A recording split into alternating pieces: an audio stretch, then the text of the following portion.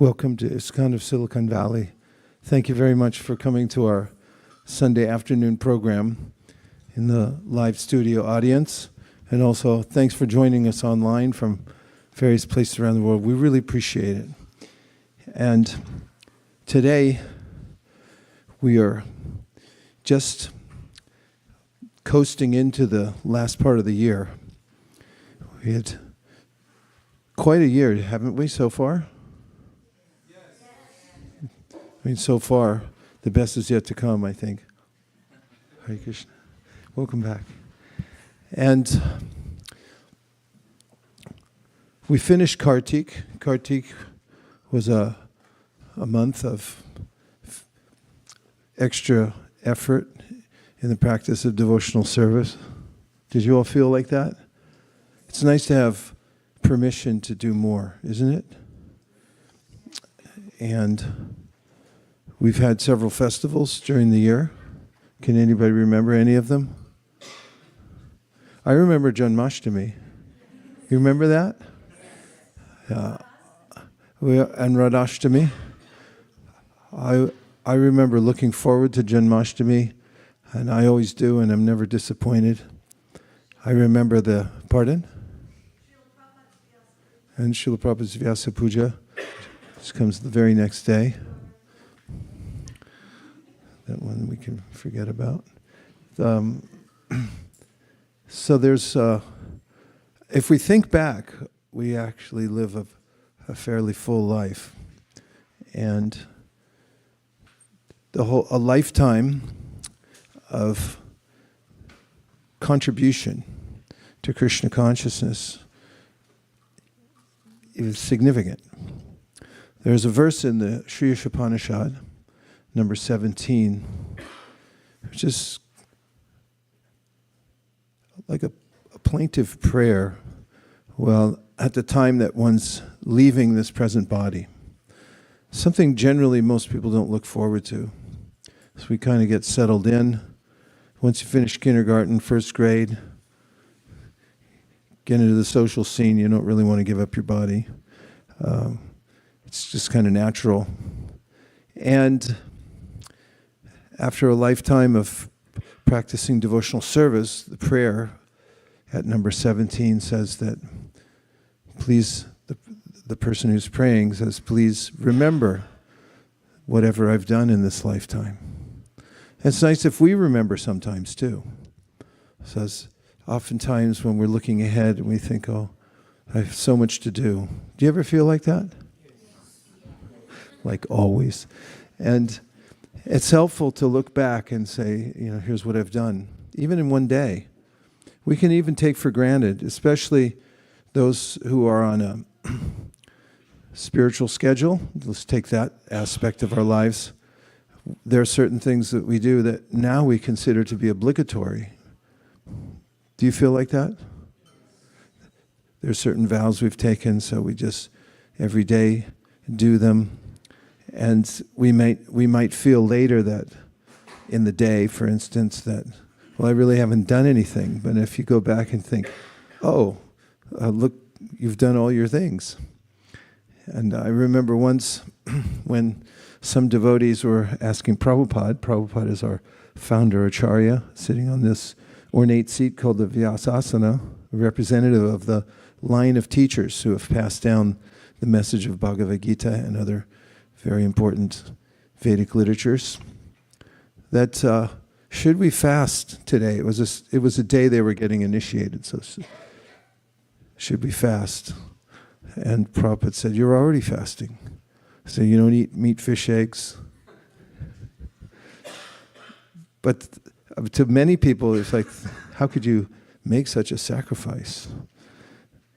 They told about Srila Bhakti, and during Srila Bhaktisiddhanta's time, that's Srila Prabhupada's spiritual master's time, some devotees were sent to England to start the Krishna consciousness movement there.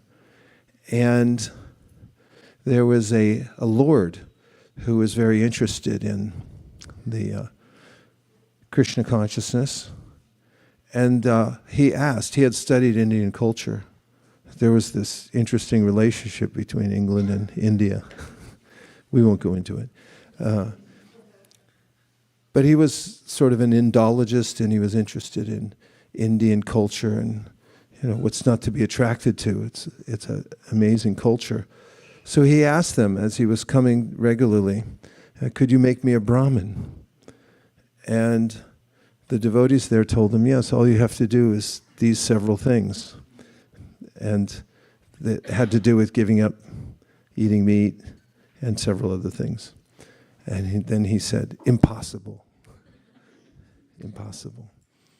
So it's a feat unto itself that one's able to live a life which is dignified by living within the boundaries of the suggestions given in these high-minded literatures by high-minded teachers. Even if one's not perfect at it, Krishna is so liberal. In the Bhagavad Gita, he says, api chet sudaracharo, which means that, okay, so you're trying, right? But even if sometimes you're not able to fully follow the process, even sometimes you do something that's really strange. He said, api chet sudaracharo bhajate mamananyapak, sadhur, that you should consider that person a worthy person spiritually. You shouldn't disparage such a person if they're trying, because it's not so easy. One of the ways that we feel pressure oftentimes, correct me if I'm wrong, but there's a way in which when we know what to do, but it seems a little difficult to do the right thing. Does that resonate? I hope so. Or I'll feel isolated up here. Yeah, we know what to do. We know what the right thing is. We know what we'd like to do. In fact, it goes to also what our human potential is. There's a way in which we have so many aspirations, things that we'd like to perfect, that we'd like to do. Sometimes it seems that we're not able to take the time to do them. And then we just kind of move on with our lives.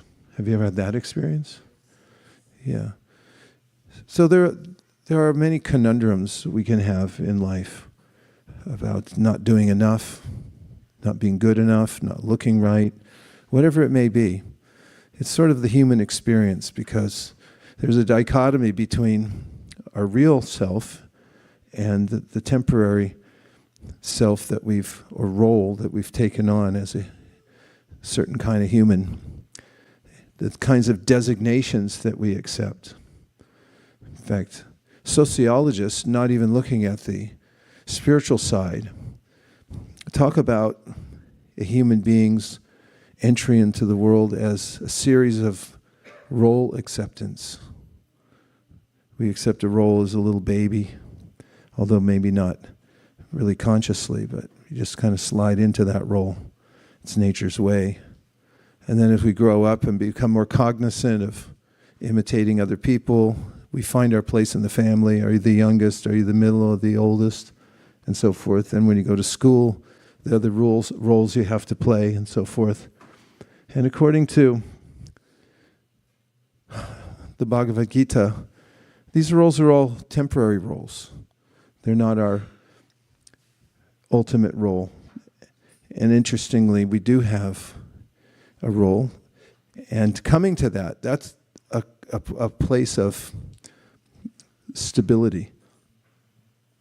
In fact, in the extensive teachings on Bhakti Yoga, one of the most interesting and edifying of sections is when Chaitanya Mahaprabhu, who's Krishna himself, who appeared 500 years ago to represent the Bhagavad Gita in a way that people could take it up more readily, met with a very qualified person, Srila Sanatana Goswami, who was a highly placed government officer and very wealthy, like a prime minister. His brother was a minister of finance. And they both were indispensable in the government. But when they saw Sri Chaitanya Mahaprabhu, who was a monk without any money, and he had thousands of people with him. They would just be attracted to him. They'd come from everywhere when they'd hear about him. These people live humdrum lives. No matter where they are, they feel, isn't there more than this? Can I see somebody who will really excite me, bring me to another level? So when people heard about Sri Chaitanya Mahaprabhu, they came from long ways away just to see him, spared no expense or trouble to get there, and then he would hold festivals where he would chant, and thousands of people would chant with him. And he would also hold forth in public sometimes, and people would get to see him. And so Sanatan and his brother, at that time they were named Sakar Malik and Kabir. As they called him Kabir for short. And Sakar Malik. They went there to see Chaitanya Mahaprabhu, but is it stuffy in here? Come on, do we have to have stuff? Turn up those filters high, to as high as they go. Make sure they're plugged in too. And then get a cross ventilation. It's one of the great secrets of life is air. It nourishes all the cells in the body and especially the brain. Did you know that? Yeah, so air coming through, filters up high. So they had to sneak away because they were government officers. They had a special role in the society there. They weren't even very comfortable with their role, because they had come from a different culture altogether. They had come from a Hindu culture, Brahminical culture, very respectable in India, according to the sociology of the time, and the social structure of the time, I should say. And then there's a way that they got, due to the way that the confluence of the different cultures, they got caught up in the government work, which was working with another culture altogether, which was considered, it was a Muslim government at the time. And their own kith and kin and society had rejected them, because they said, oh, now you guys are nothing to us. How do you like that? Nobody likes that very much, right? And so they had embraced their lifestyle and their professional life and taken on even, the external trappings of that culture. And there they are, sneaking off to go see Sri Chaitanya Mahaprabhu. And there's this sort of cognitive dissonance. Like, which culture are we from? Here's our livelihood, we work here, but we're attracted here, we come from there, we're rejected from there, how will we be accepted? And when they went to meet Sri Chaitanya Mahaprabhu, of course, as I've described before, this is something to be looked into. Chaitanya Mahaprabhu is seen by different scholars and historians in different ways, but according to the great teachers of bhakti, he was Krishna, the Supreme Personality of Godhead. And there's a lot of reasons that they say that. It's not just willy-nilly. They make these things up and just say, oh, here's another incarnation. But there's a schedule that Krishna keeps when he appears in the world to do his work. And he says as much in the Bhagavad Gita, yada yada hi dharmasya galanir bhavati bharata. Means that he comes on a regular basis to the world. So according to the teachings of Srimad Bhagavatam and elsewhere, Krishna Varnam Tvasha Krishnam, when he comes in the Kali Yuga, he comes in a special color.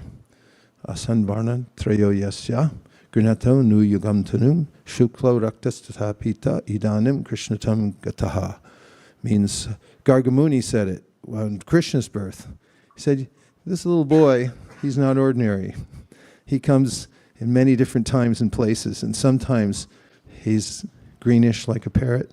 Who's that? For 50 points each.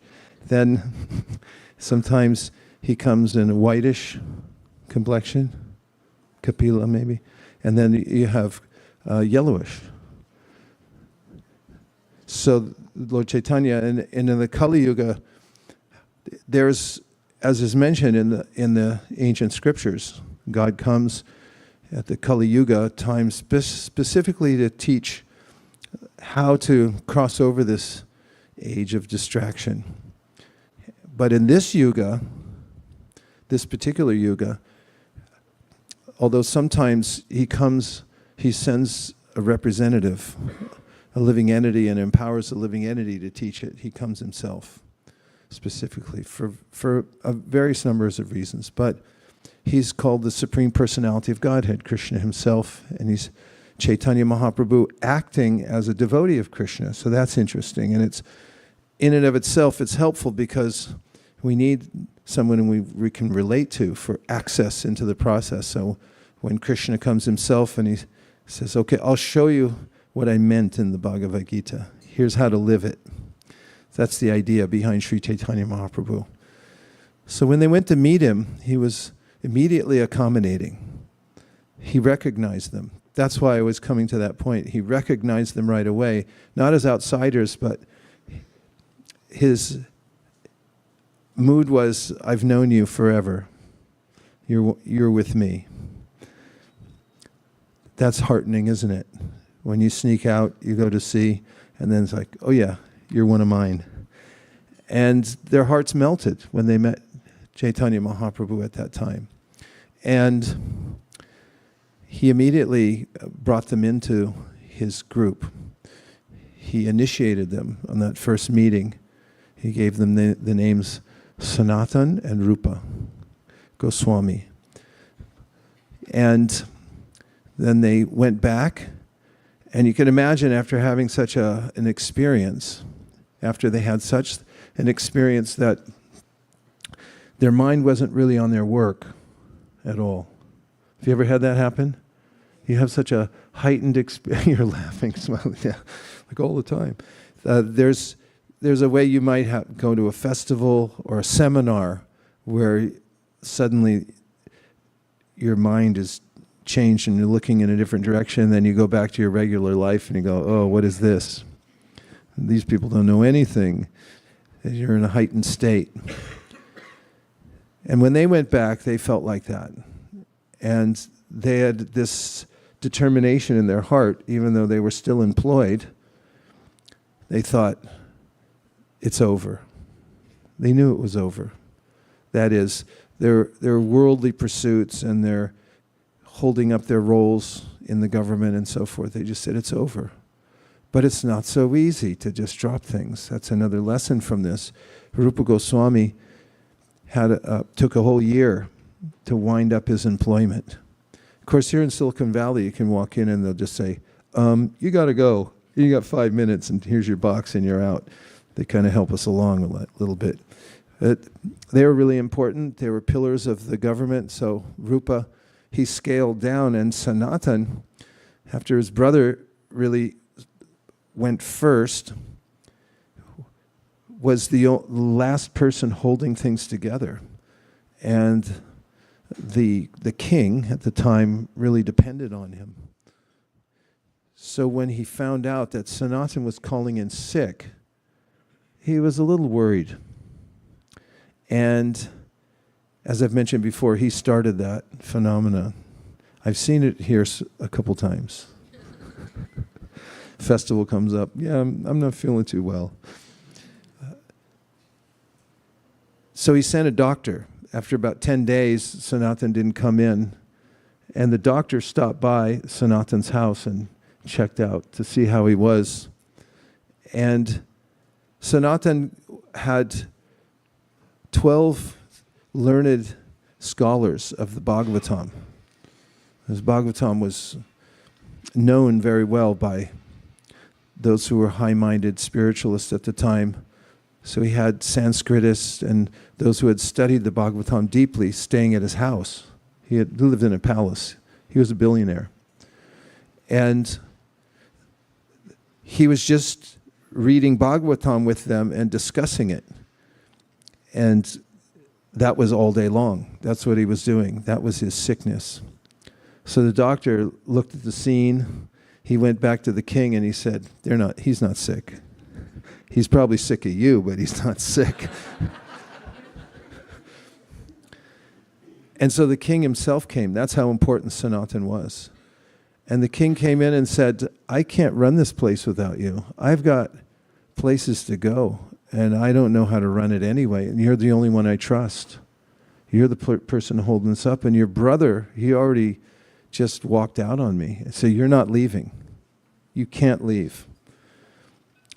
And Sanatan said, I've already made up my mind. That's an important aspect of making up one's mind. Once you've got the internal determination, no matter what your external circumstances are, and no matter how long it takes you to get to the place that you want to be, when you've made that decision in your heart, nobody can stop you. Because everything we do really is based on our own desire. Sometimes people say, oh, I don't have time to chant Hare Krishna. But we should make a note that it's not time, it's taste. Because really we do as we wish, ultimately. And if I really want to do something, then ultimately I'll find out a way to do it. That's how living entities roll in this world. They figure out one way or another. Doesn't matter if they're in prison, if they like alcohol, they'll figure out how to take their juice box and put a little yeast in it, hide it in the corner, and get some alcohol out of it. I mean, living entities do what they like, ultimately. And as Cyndi Lauper said back in the 80s, living entities just want to have fun. Anandamaya Vyasat. It's the nature of the soul to want to enjoy. So we seek enjoyment according to our conditioning. And when we get knowledge and good association, then we can upgrade our conception of happiness.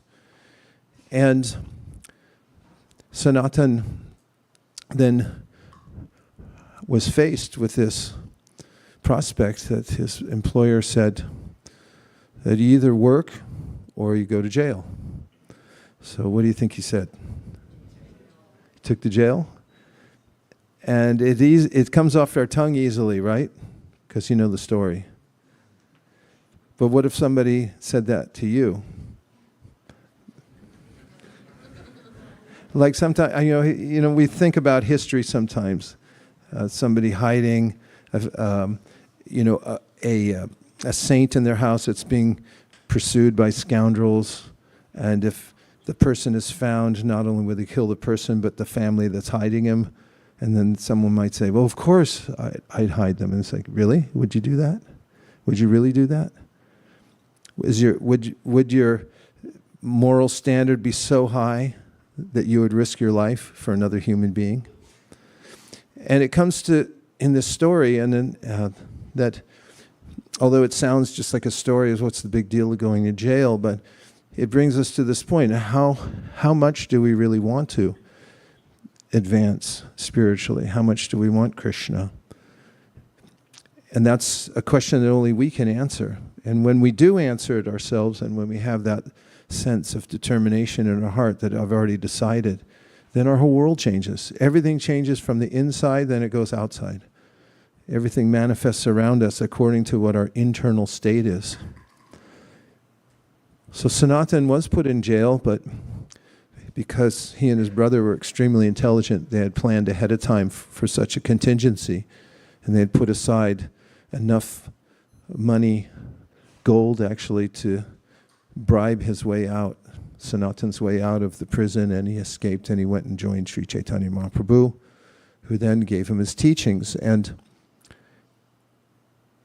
in his teachings, going back to roles, he met with Chaitanya Mahaprabhu and he asked him a very simple question. You might think, such a learned scholar who knew 7 languages and who had studied the Bhagavatam most of his life, and he meets Krishna himself in the form of Sri Chaitanya Mahaprabhu, who wants to teach him everything, what kind of question might he ask? And he asked the most basic of questions. Who am I? Who would think to ask that? Who am I? People say that I'm a learned scholar, and I'm so foolish that I accept that. And Sri Chaitanya Mahaprabhu told him what's foundational for all of us, and he said, what you are is an eternal servant of Krishna. Eternal is important because we never die. And servant is important because when I decide to serve, and not just serve anyone, because we're always serving, that's our constitutional position, but to serve Krishna, then we become aligned in such a way that our life becomes productive. And therefore in the Bhagavad Gita, Krishna says, as a preliminary for anyone, anywhere, doing anything, yet koroshi yat ashnashi yat juhoshi dadasi yat tapasyasi konteya tat kurushva manarpanam, which means whatever you're doing, do it for me. Learn how to connect it to me. You don't have to stop doing anything that you're doing now. Just learn how to connect it to Krishna. And if you can do that, he said, then everything you're doing will have deep meaning. And you'll be gaining spiritual assets. And then when it comes to the end of life, which will come, and we say, oh, I'd like to offer you this lifetime, everything that I've done. It would be nice to have a decent portfolio, wouldn't it? Here's my portfolio. What have you done? We don't even remember all the things we've done.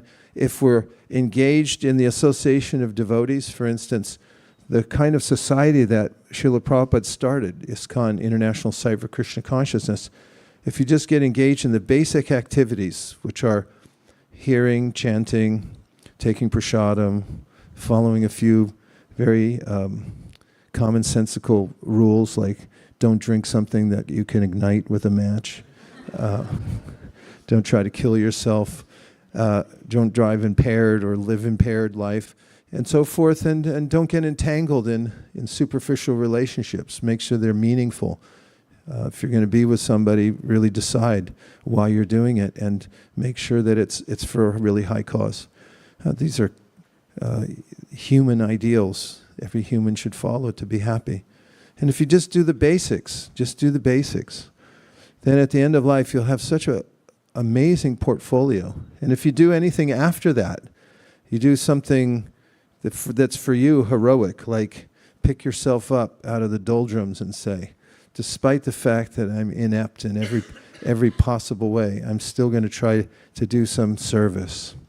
And you try to do something to help others, especially to help others. That's the highest kind of service, Krishna says in the Bhagavad Gita.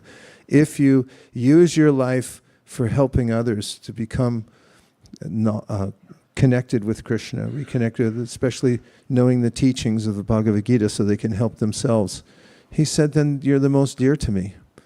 Boy, what do you have to offer then when you depart this body? And so it's a encouraging prospect. Number one, Krishna's so liberal. He's not a religious fanatic. He's not saying, if you don't do this, you're gone forever. You might as well forget it. If you made a theological error, walked into the wrong church, then you're just out. For how long? Ever.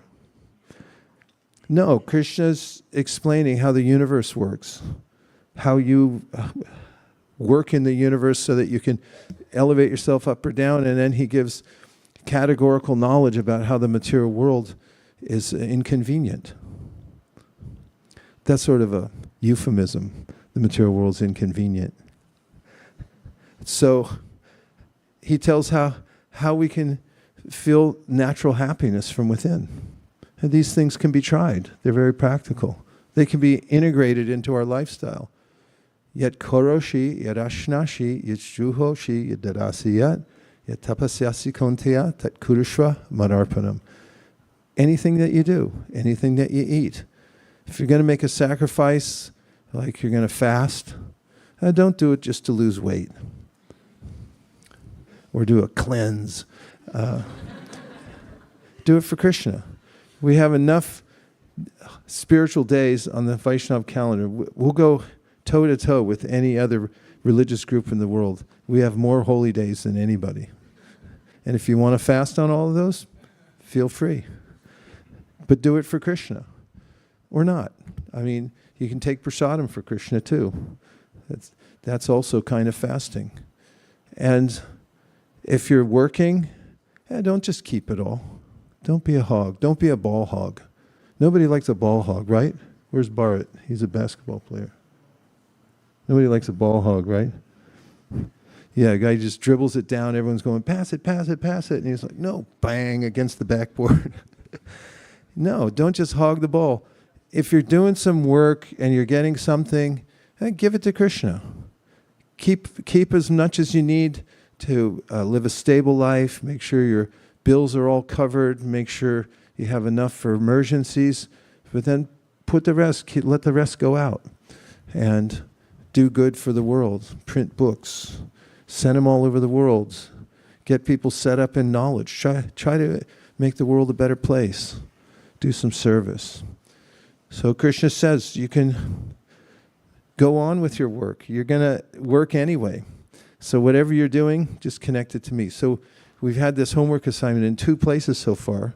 Would you like a little homework? Yes. Okay, so here's your homework. Get a legal pad and a pen. Are you with me so far? Yes. What's the first part? Are you going to do it? Yes. I'm not convinced. Yes. All right. Okay, so sit down and write at the top, things I do. You got that so far? That's 3 words only. It's not so hard. Things I do. And then you'll make a list on the left-hand side, leave a little space on the right, make a list on the left-hand side of all the things I do. So let's name 10 things that you all do.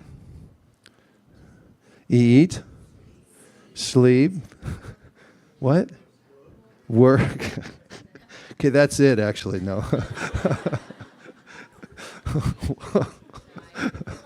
Drive, shower, cook, read, sing, fight, what?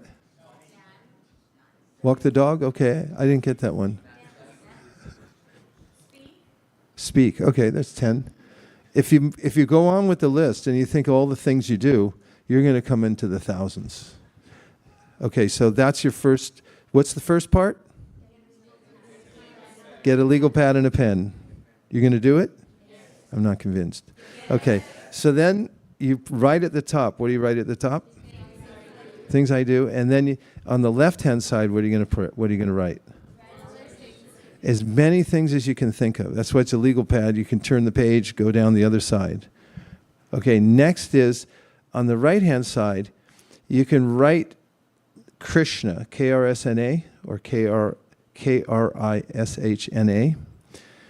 Or you can get a picture of Krishna and paste it on that side of the page.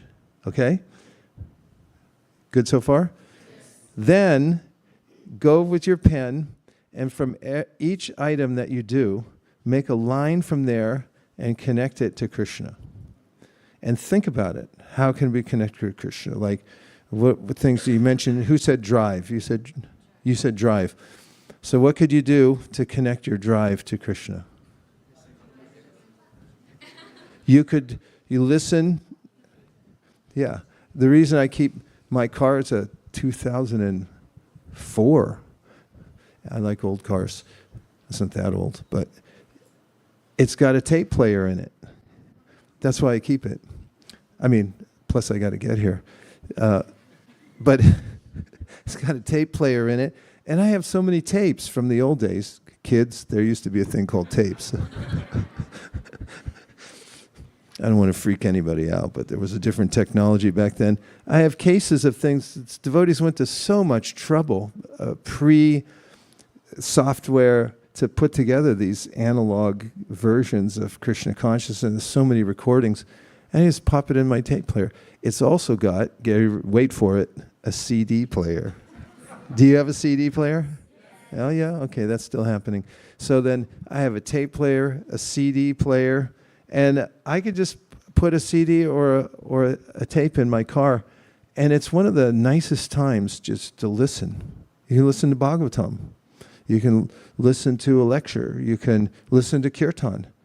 And while everyone else is toiling in traffic, you can feel, oh, I'm enriching myself, right? So that's one. You take drive, and then what's another aspect of drive where you could connect it to Krishna?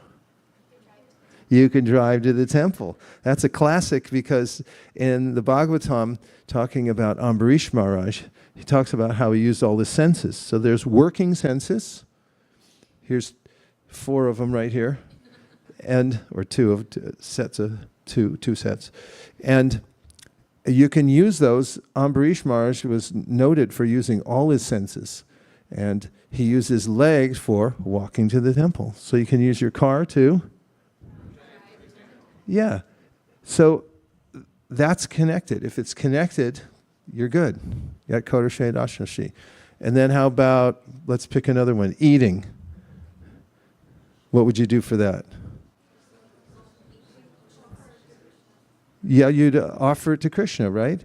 Instead of just eating like a pig, here, let's slop the hogs. You just throw it in there. Come on in, hogs. And they just, don't be a pig. Rishabhadev says that. It's not me. I'm not making this stuff up. He says, Nayam deho bhajan riloke, kashtan kama marhate vidbujam ye, tapo divyam putraka yena sattvam shud yet yasmad brahma saukyam tonantam. He said, don't be a pig. And he said more than that. So, it's a very high-minded activity to cook for God. This is a concept that's not widespread. It's not widespread. There are thousands, tens of thousands of restaurants in the Bay Area. And nobody's thinking, let me offer it to God first. They're thinking profit, oh, how much am I going to make per plate? Or if somebody's cooking for themselves, like, oh, do you like this? Do you like that? But devotees have a different way of thinking. How do they do it? They think, I'm cooking this for Krishna. He has perfect senses, and I'm going to offer it to him. And if you offer with love, then Krishna will accept it. He says it in Bhagavad Gita, Patram pushpam palam toyam yome bhaktya priyachati taraham bhakti paritam ashnami paritatmanaha. If you make me something, or you pick something from a tree that you grew or that you got from your neighbor's yard, and you make it nice and you offer it to me out of devotion, he said, I'll accept it. And that's a very deep relationship, to give somebody some food and they accept it. And that's the concept. You can make another line, right? Isn't it getting exciting? You have all these things over here just floating around that are causing us karma and causing us to take birth again in the material world, because we have to pay a debt for them. But when you connect it to Krishna, Krishna says, Yat karoshi, yat ashnashi, yat juhoshi, dadasiyat, yat tapasyasi, konteya, tat kurishva mararpanam. Wherever you drive, whatever you eat, you just connect it to me. And if you go down that list and you connect everything, then your life will become transcendental.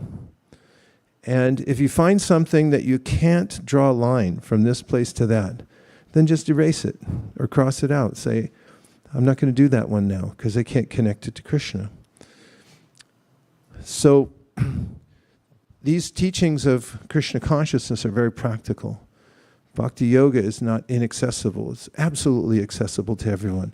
It's not changing anything except for our intention.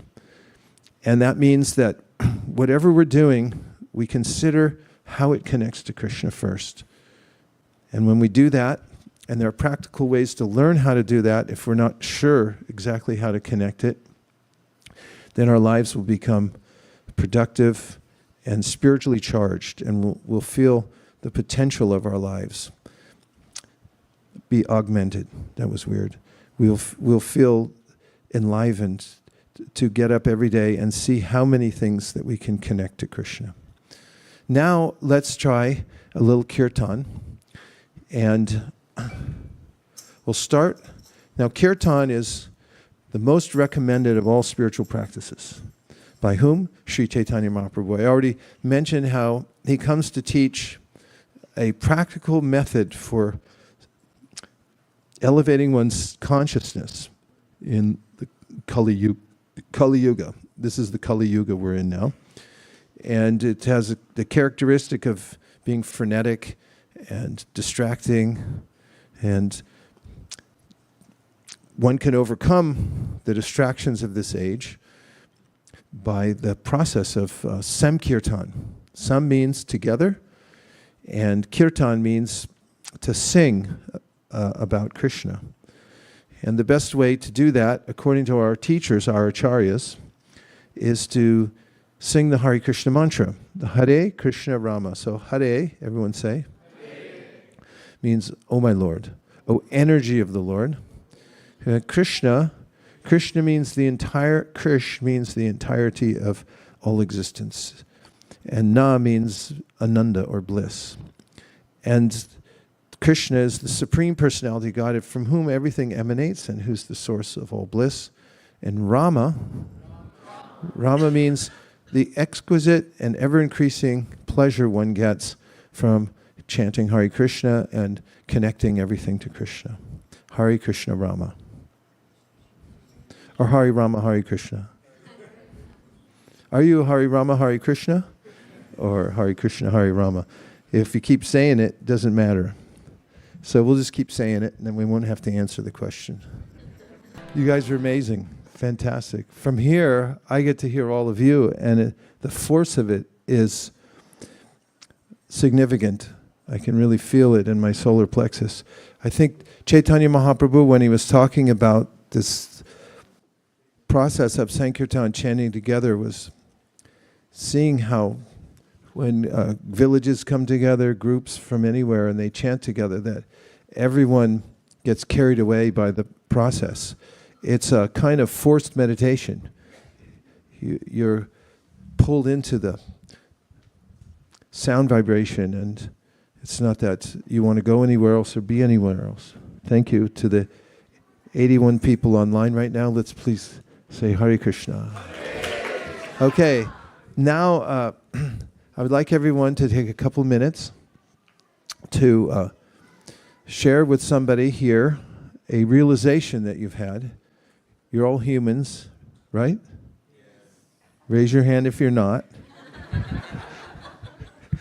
You can still participate. Krishna consciousness is for everyone. And even animals. Animals can participate in Krishna consciousness. We welcome all the animals who may be listening online. If behind somebody, you can come in. And if you're human, then it's very likely that you have registered some experience in your heart or mind from the way you're living your life. And as Socrates once said, the unexamined life is not worth living. Yeah. And one of the ways to examine one's life is to share a realization with somebody else. So what's a realization? Means you're practicing Krishna consciousness or you're not, and you have some realization about how the world works, or maybe you have a conundrum you're working on and we're working on, and then you had some breakthrough, or you had a breakthrough and then the breakthrough faded, and then you're in another level. You see where I'm going with this? We all have our life experience. So what I'd like you to do, if you would be up for it, are you up for this? Is to meet somebody, and the caveat is to meet somebody that you don't know. Is that possible? Yeah, the combinations and permutations are endless, and hopefully there's some left over that are people that you haven't met yet. So try to find somebody that you don't know, and then introduce yourself, and then share a realization about your life, and make it succinct. And so we'll come back here at when the big hand is on the 8. That means 20 till. Okay, you ready? Okay, meet and greet. You can stand up. You can move about the temple room or move about, go next door to the apartment buildings, whoever you want to talk to. Feel free. Good to stand up, stretch a little bit, meet somebody, make a friend, somebody you haven't met before, share a realization. If you can hear me, raise your hand. If you can hear me, say shh. And now, sit up a little straighter than you were a second ago. And move forward by 7.2 inches. Please. There's more guests coming in. And now, I'll wait till you get settled a little bit. Just try to get settled and sit up a little straighter than you were a second ago. And close your eyes. Close your eyes. And now we're going to chant the Ma mantra together, but not in kirtan with instruments, just a cappella with our voices. And we're going to do it really slow. And we'll listen to the syllables as we chant. And we'll use our breath to calibrate the mantra, or the mantra to calibrate the breath. And if you like, you just follow me. So take a few natural breaths. And then I'll say Hare Krishna on one exhalation. And then there'll be an inhalation. And then I'll say Hare Krishna again. Then Krishna Krishna. Hare Hare. I'll go through the mantra in segments like that. And you can chant along with me. Hare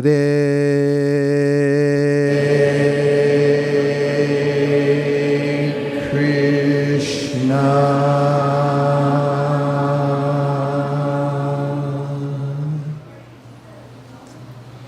Hare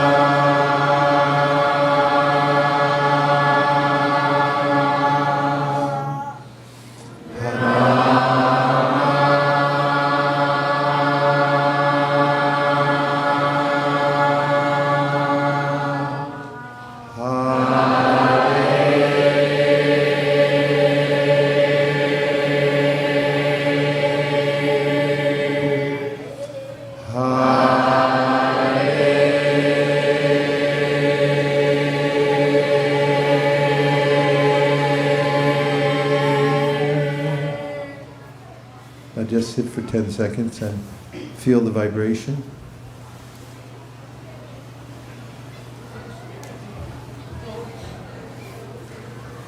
And now open your eyes. And let's share a few of the realizations that you heard. And we have microphones for everybody. Right? Are they ready to go? Who would like to share what you heard from someone of their realization? Okay, we have no more mics. They were sold to buy chapatis. Kṛṣṇa, Guru Maharaj, thank you for the session. I spoke with Shravan Prabhu, and he's shared about how when we chant our rounds early in the morning or in one sitting, and that the effect is much stronger. We can experience it throughout the day. And on the other side, when we do it throughout the day, the efficacy is not as much. So, and I shared a similar realization when we plan our life to go to bed early in the evening, so we can rise early and do a very good quality rounds. And I am striving for that. I know we have the potential to do it, but somehow the life goes on, and I need to continuously strive for it. So 2 very practical tips. One is intensify your practice by containing it in one session when you can. This is called Tivrena Bhakti. When the light comes from the sun and you take a magnifying glass and you channel it through the concave surface, it hits in one point and it becomes so hot that it can start a fire. In a similar way, when you do Tivrena Bhakti, highly concentrated Bhakti, then the effect is much more.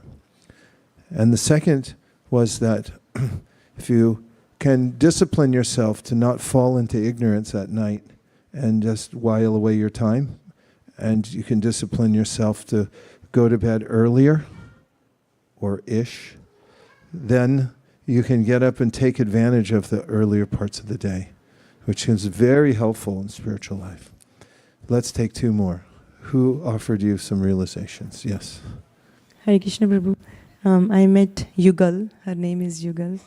And she's been coming to the temple for the last few months.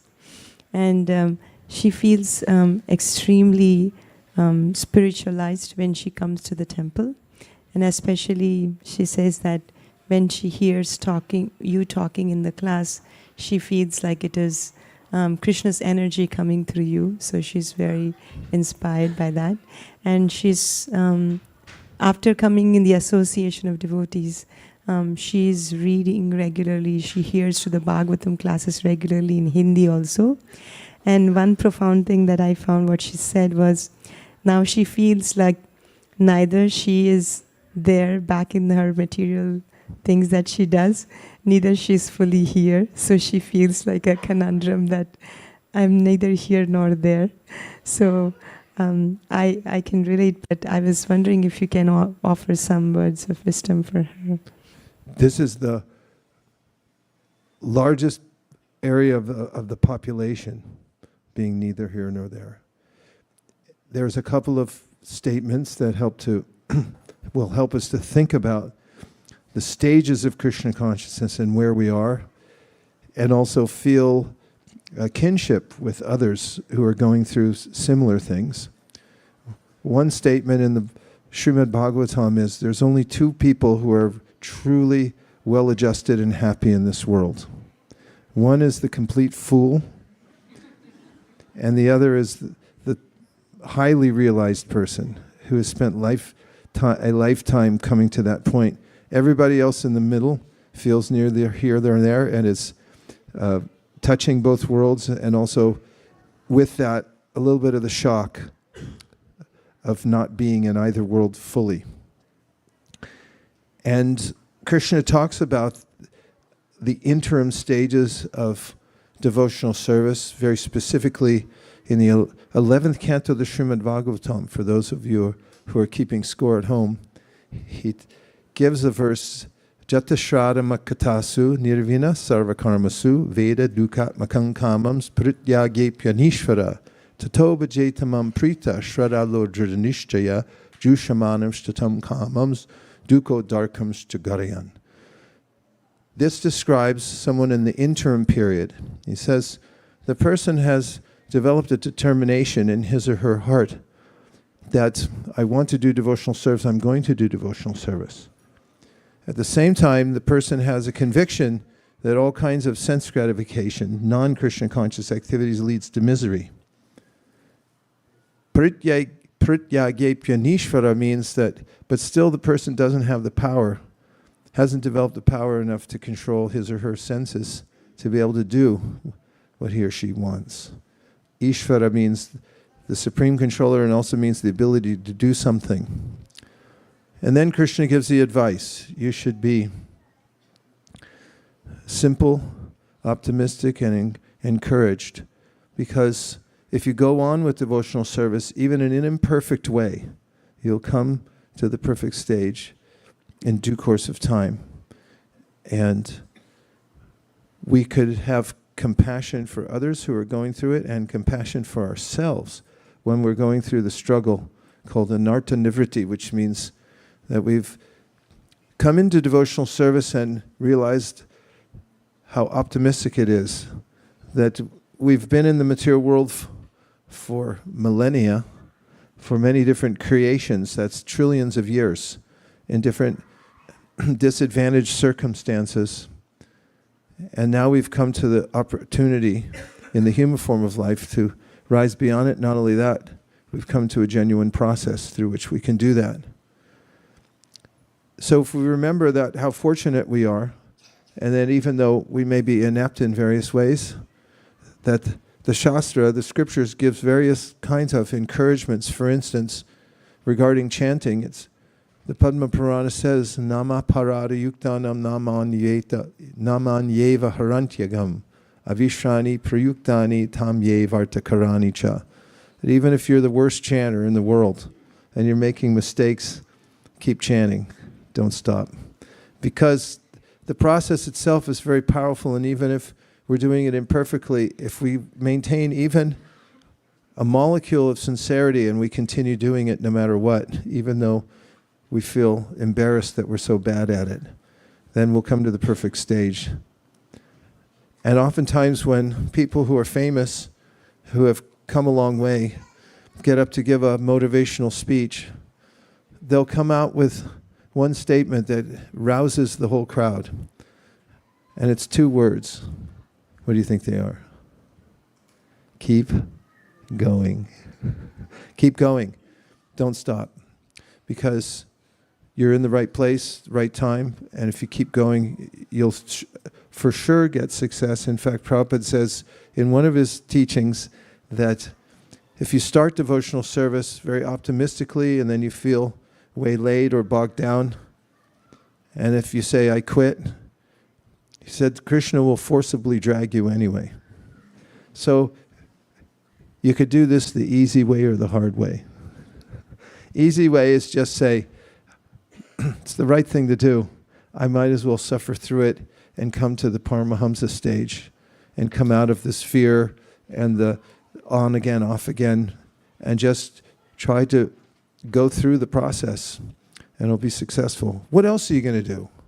There's nothing else going on in the material world. Wise sages have analyzed the entire material world from top to bottom. We can just take Krishna's word for it. He categorically says that the material world's a lost cause for material enjoyment. You're not going to find it. Isn't that helpful? You can just cross it off your list. So when you go home, cross it off your list and then say, I'll start a new life. I'll keep going in my devotional service, even though I'm in the interim period.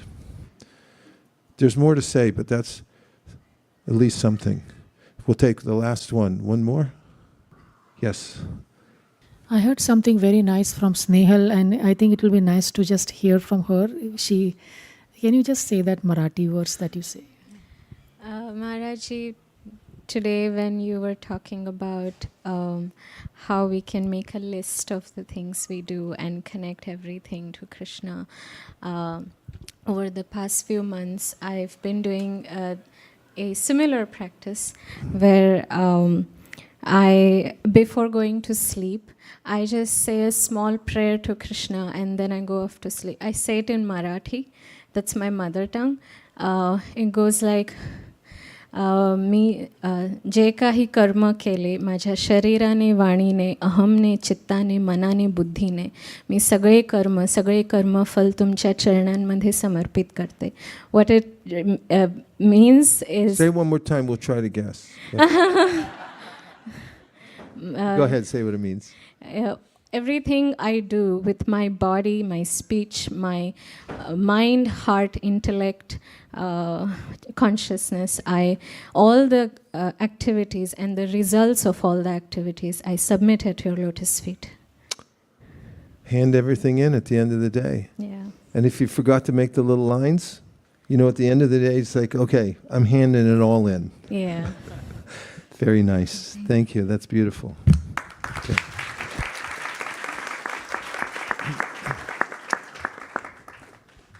Anything else, Pavani?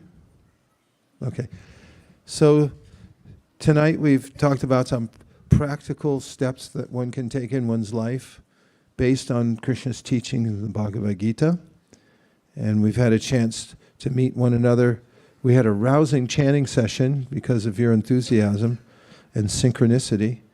And now we're coming to the best part of our program, which is the Hare Krishna Dance Festival. I personally feel that people in the world need to dance more. There's not enough dancing in the world. And I'm not talking about ballroom dancing and so forth, although that's interesting too, Saturday Night Fever and all that. But the main thing is you should dance spiritually for Krishna. That's another very important activity to connect to Krishna.